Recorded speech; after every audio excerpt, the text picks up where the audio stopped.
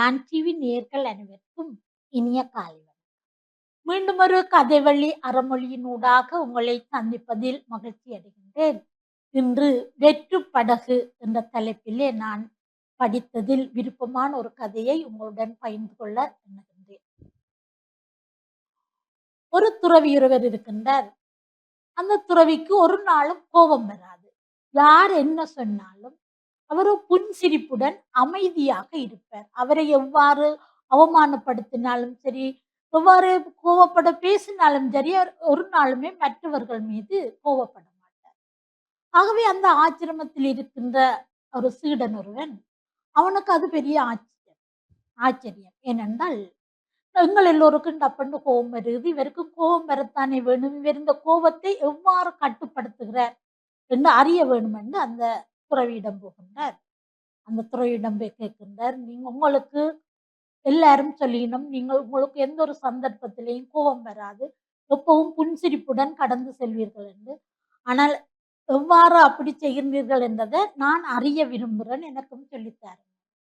அவை அவர் சொல்கின்றார் என்னென்றால், நான் ஒவ்வொரு நாளும் அதிகாலையில ஒரு ஆற்றங்கரைக்கு போவேன். அங்கே வெற்று படகுகள் இருக்கும். அதில் ஒரு படகை அவிட்டுக்கொண்டு நான் நடுக்கடலுக்கு துடுப்படுத்து கொண்டு போடுவேன்.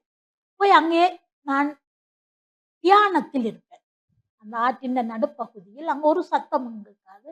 அங்கே சில வேளை பறவைகளின் ஒலியும் இந்த காற்றின் ஒலியும் அலைகளின் ஒலியும் தவிர வேறு கேட்காது. நான் அமைதியாக தியானத்தில் இருப்பேன். ஒரு முறை நான் அவ்வாறு செய்யும் போது திடீரென வேகமாக ஏதோ மோதியது போல ஒரு சத்தம் கேட்டது. எனக்கு கோபம் வந்தது. உங்களை போலதான் இந்த கோபக்கத்தோட நான் ஒழும்பி யாருக்கு பேசுறதுன்னு தெரியாமல் ஒழும்பி பார்த்தபோது, நான் தியானத்துல இருக்கிறேன்னு தெரிஞ்சு கூட கொண்டு வந்து மோதி போட்டினோமோன்னு ஆவேசத்தோட ஒழும்பி பார்த்தபோது, அருகே ஒரு படகு ஒன்று நிற்கின்றது.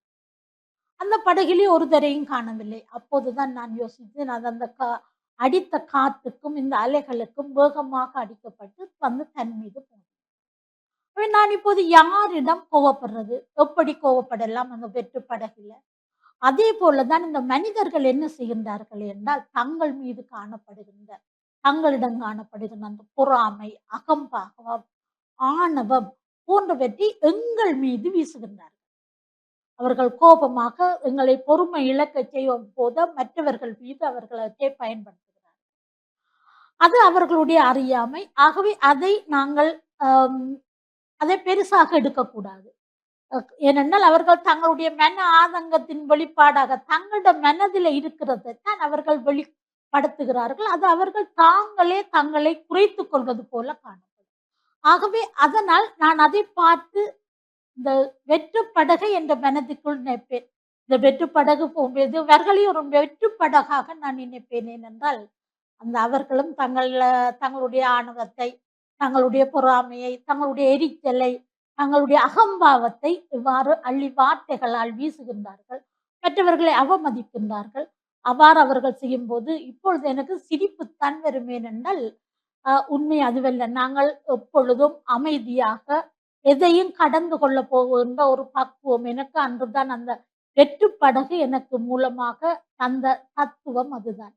ஆகவே அன்பானவர்களே, மற்றவர்கள் உங்களை சீண்டி பார்ப்பதற்காக தங்களுடைய பொறாமையை, தங்களுடைய அகம்பாவத்தை, தங்களுடைய ஆணவத்தை, ஆணவம் தருகின்ற அந்த வார்த்தைகளை எங்கள் மீது பிரயோகிக்கும் போது நாங்கள் அமைதியாக இருந்தோமே என்றால் நாங்கள் எப்பொழுதும் மகிழ்ச்சியாக, ஆனந்தமாக எங்களால வாழ முடியும் என்று கூறி, அருமையான வாய்ப்புக்கு நன்றி கூறி உங்களிடமிருந்து விடைபெறுகிறேன்.